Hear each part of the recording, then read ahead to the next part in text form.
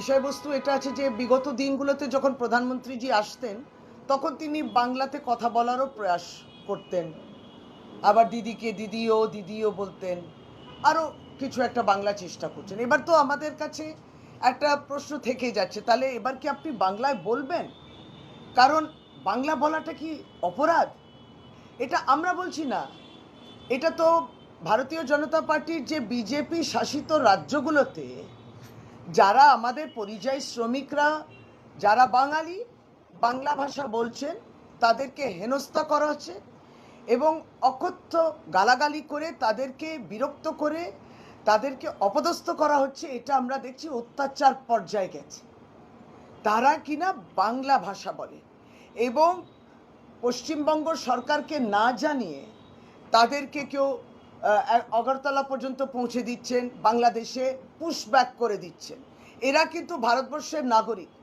তাহলে বাংলা ভাষাটা অপরাধ বলে ভারতীয় জনতা পার্টির বিভিন্ন শাসিত রাজ্যতে এই আচরণ আমরা দেখছি।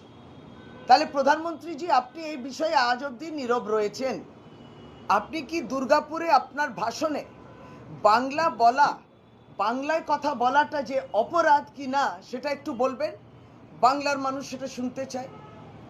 আপনি তো এখান থেকে দুর্গাপুরে প্রোগ্রাম সেরে আবার দিল্লি ফিরবেন। দিল্লিতে একবার ঘুরে আসুন না, ওই বসন্ত কুঞ্জ কলোনিতে, ওই আজাদ হিন্দ কলোনিতে, জয় হিন্দ কলোনিতে, যেখানে বাঙালি পরিযায়ী শ্রমিকদের কীভাবে তাদের প্রতি অমানবিকতা যদি দেখতে হয় তার চরম রূপ ওখানে দেখবে। ডিটেনশন ক্যাম্প, এদেরকে বাংলাদেশি। এই গতকালকেও আমরা উত্তরপ্রদেশে দেখেছি একটি মিষ্টি দোকানে পুলিশ পৌঁছে গেছে। তুমি কি বাংলা ভাষায় বলো? বাইরে বাংলায় লেখা আছে।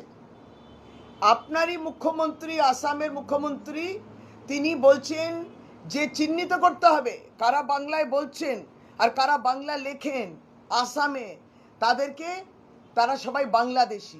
এই ফরমানটা দেওয়ার অধিকার কি প্রধানমন্ত্রী আপনারা দিয়েছেন?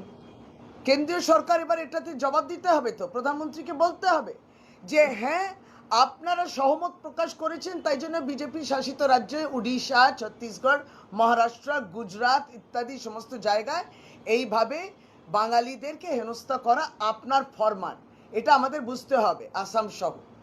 এই জবাবটা আপনারা ভাষণে দেবেন।